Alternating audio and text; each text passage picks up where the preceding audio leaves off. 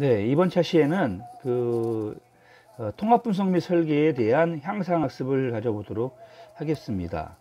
자, 앞에서 뭐 구조적 분석이라든지 또는 통합 분석이라든지 또 다음 차시에 배우게 될 그런 객체 지향 분석 및 설계, 이런 것들은 다 소프트웨어나 또는 정보 시스템을 개발하기 위한 방법론인데요. 이와 같은 방법론이 필요한 이유가 몇 가지가 있습니다. 이 몇 가지 필요한 사항들을 한번 정리를 하고 넘어가도록 하지요. 자, 우선 작업 방법을 표준화해서 뭐 여러 가지 다양한 용도로, 또 누가 이 개발하거나 설계하는 사람이 다르다 하더라도 이 표준화된 방법을 적용을 함으로써 누가 만들든 누가 설계하든 동일한 효과를 누릴 수가 있겠고요.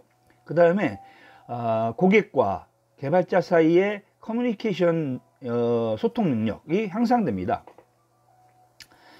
그리고요, 이런 정보 시스템을 개발함에 있어서 품질, 고객이 요구하는 품질 수준을 달성을 할 수가 있습니다. 즉 아주 유효하게 관리를 할 수가 있다는 얘기고요.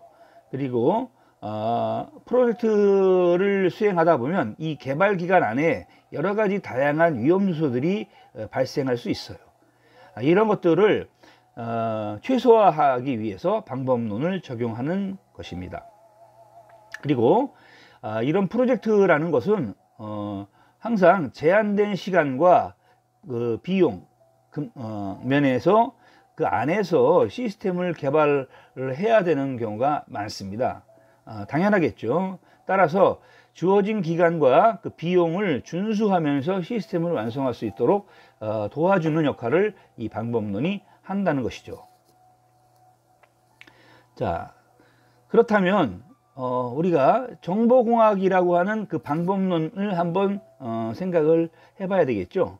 이 정보공학 방법론이라고 하면 기업 전체의 관점에서 기업 활동을 모델로 분석을 하고, 이 모델로 분석한 것을 다이어그램, 즉 도식으로 표현을 한 후에 그 정보 시스템의 계획, 분석, 설계, 구축 등의 모든 과정을 공학적으로 적용하는 그런 방법론이 되겠습니다.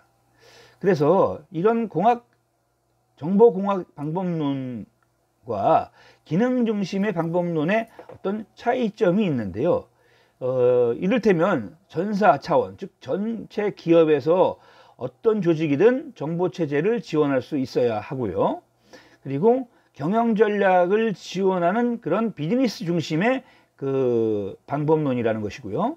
그다음에 기업 내부에서 또는 기업 외부 환경에서 발생할 수 있는 이런 생성 데이터와 업무 활동을 균형 있게 다룰 수 있다 하는 그런 차이점이 정보공학 방법론의 아주 대별되는 차이점인 것이죠. 자, 그러면 정보 시스템을 우리가 구축할 때는 세 가지 측면에서 우리가 고려를 해야 해요. 첫 번째는 데이터라고 하는 측면입니다. 조직이 현재 관리하거나 관리 대상이 될 수 있는 그런 모든 데이터를 의미하죠. 그래서 이 데이터의 뭐 최고치나 최저치를 기준으로 이렇게 서로 절충을 해야 되겠죠. 그 다음에 액티비티, 이거는 이제 어떤 가용성, 활동성을 의미하죠. 그러니까 데이터를 이용한 조직의 그 모든 업무 수행 활동을 내포하는 의미입니다. 그리고요, 그 다음에 테크놀로지라고 하는 적용되는 기술이 있겠죠. 그래서 정보 시스템 구축과 관련되는 모든 실질적인 기술들이 여기에 포함될 수 있습니다. 그래서 이렇게 세 가지 측면에서 어떤 정보 시스템에 대한 그 절충이 이루어져서 개발이 되어야 한다는 얘기고요. 자, 그 다음에 정보 시스템을 구축할 때는 네 가지 단계에 의해서 구축이 됩니다. 자, 일단 전략 단계, 가장 높은 상층에 위치하죠. 기업이 필요로 하는 정보에 대해서 전략적인 비전을 제시를 하고 이 비전을 달성하기 위한 전략 계획을 수립하는 것을 말합니다. 자, 그 다음에 그 밑에 하부 단계로 이제 분석 단계가 있죠. 이것은 기업 운영에 필요한 논리 모형을 구축하고 그 다음에 논리 모형을 구축하는 것이죠. 네, 여러분들 그 그림 때문에 가려서 글자가 잘 보이지 않으실 텐데요. 그 다음에 세 번째는 이제 설계 단계가 있어요. 이것은 특별한 과정을 처리하고 수행하기 위해서 어떤 절차를 수립하는 그런 단계가 되겠습니다. 그래서 시스템에 대한 디자인 단계죠. 그 다음에 네 번째 단계는 이제 컨스트럭션이라고 하는 구축하는 단계죠. 구현하는 단계입니다. 그래서 데이터를 이용해서 응용 프로그램을 만드는 단계가 되겠습니다. 그래서 가장 이렇게 정보 시스템을 개발할 때는 이 네 단계에 의해서 개발이 이루어진다라고 생각을 하시면 되겠습니다. 자, 그 다음에는요, 업무 영역에 대한 분석을 해야 하겠죠. 업무 영역을 모형화해야 하는데요. 자, 우리가 일반적으로 정보 체계를 분류를 합니다. 자, 전사적인 업무에 대한 기능 모형을 만들고 그 다음에 이런 전사적인 업무에 대한 입력 요소들을 도출을 해야 되겠죠. 그리고 이런 업무 기능과 엔티티의 상관관계를 모형으로 만들어야 합니다. 여기서 얘기하는 모형은 다 모델이죠, 모델. 그 다음에 이걸 가지고 업무 영역에 대한 분석을 한 후에 그 다음에 업무 영역에 대한 모형을 최종적으로 만들게 되는데요. 이때 만들어지는 업무 모형으로는 이제 프로세스 모형, 그 다음에 엔티티 모형, 그 다음에 프로세스와 엔티티 사이에 어떤 상관관계를 나타내는 모형을 만들게 됩니다. 그래서 이런 업무 영역을 모형화할 때 이렇게 데이터를 모형화한다는 것은 데이터베이스 구축을 할 때 그 기초가 되는 자료를 만드는 것이고요. 그 다음에 업무 활동에 대한 모형화라는 것은 완성된 시스템의 메뉴를 구성을 하는 겁니다. 그리고 이런 업무 활동과 그 다음에 데이터 간의 상관관계를 모형으로 만든다는 것은 결국 데이터와 업무 활동의 상호 관련성을 쉽게 파악할 수 있도록 하기 위함이죠.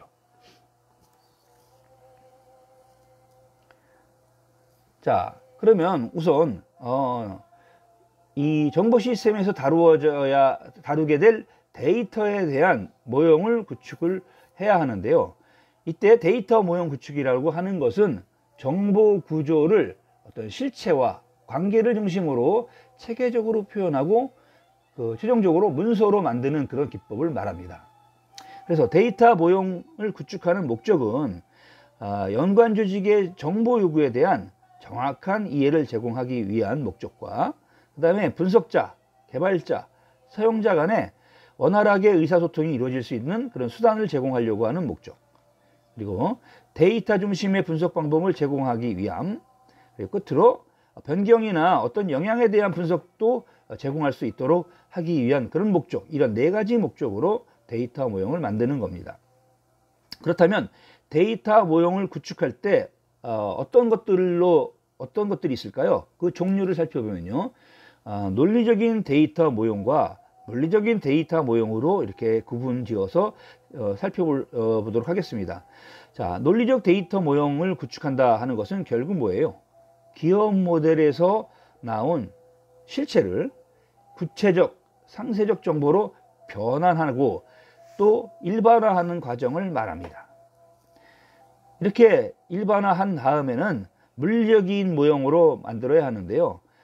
데이터베이스 매니지먼트 시스템 DBMS의 기능과 성능, 그리고 데이터를 분산하는 형태를 고려해서 어떤 스키마를 만드는 과정을 우리가 물리적인 데이터 모형 구축이라고 이렇게 설명할 수 있겠죠. 자, 이와 같은 개념을 그림으로 표현을 하면요. 자, 일반적으로 데이터 모형은 우리가 실제로 업무를 다루게 되는 현실 세계와 그 다음에 이제 어떤 컴퓨팅 자원을 활용하는 컴퓨터 세계로 나눠서 생각한다고 하면, 이때 현실 세계에서의 어떤 업무를 정보 모형으로 만들어서 개념을 만드는 거죠. 그래서 개발 대상 업무에 대한 개념을 수립을 하는 거고요. 이때 컴퓨터에서 정보 시스템 안에서는 현실 세계는 피지컬 데이터베이스의 구축이 됩니다.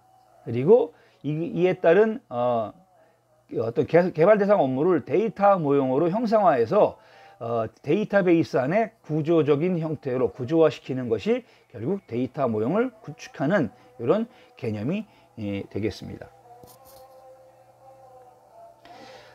자, 그러면 이와 같은 데이터 모형을 구축하는 작업은 네 가지 단계로 우리가 구분해서 생각을 합니다. 자, 데이터 모형에 적용되는 엔티티를 추가를 해야 하고요.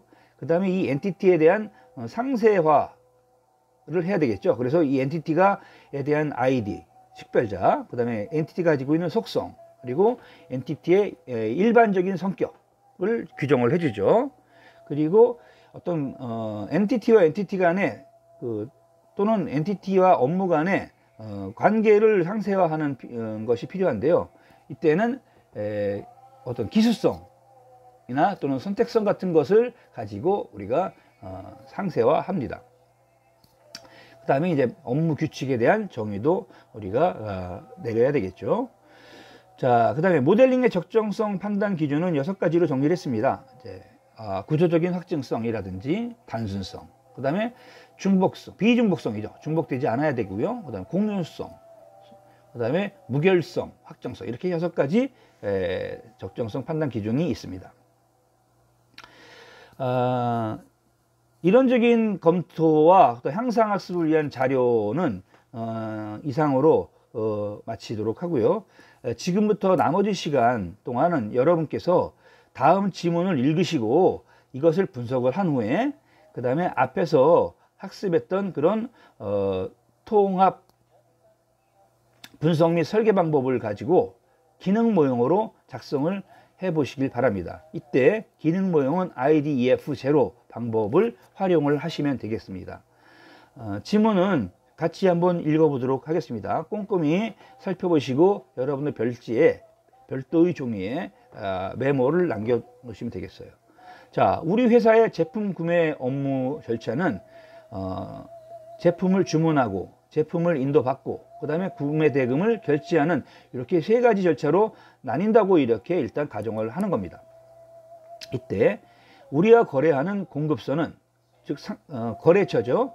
미리 승인되어 있으며 리스트에 없는 공급선과는 거래를 하지 않는 것이 원칙입니다.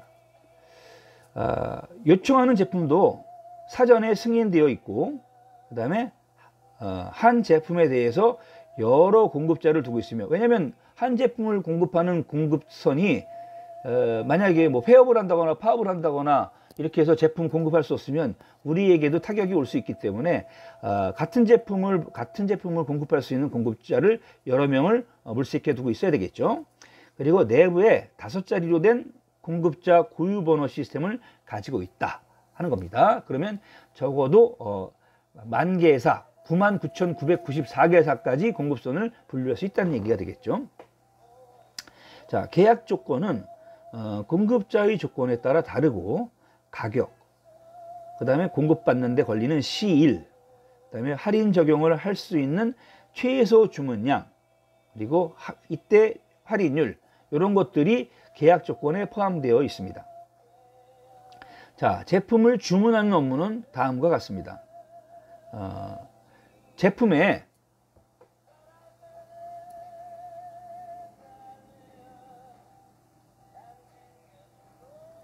기대 수요를 산출하는 그런 제품 수요 분석은 이 영업부서로부터 그 수요 예측 정보를 받아서 제품 수요량을 예측을 했습니다.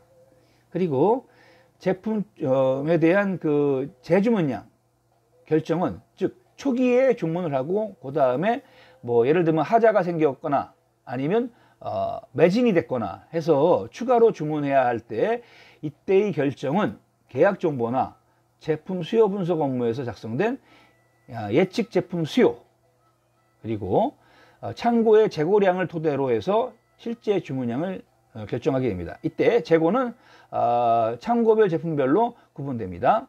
창고라는 것은 뭐 제1창고, 제2창고가 있을 수 있고 뭐 제품에 따라 달라질 수 있겠죠.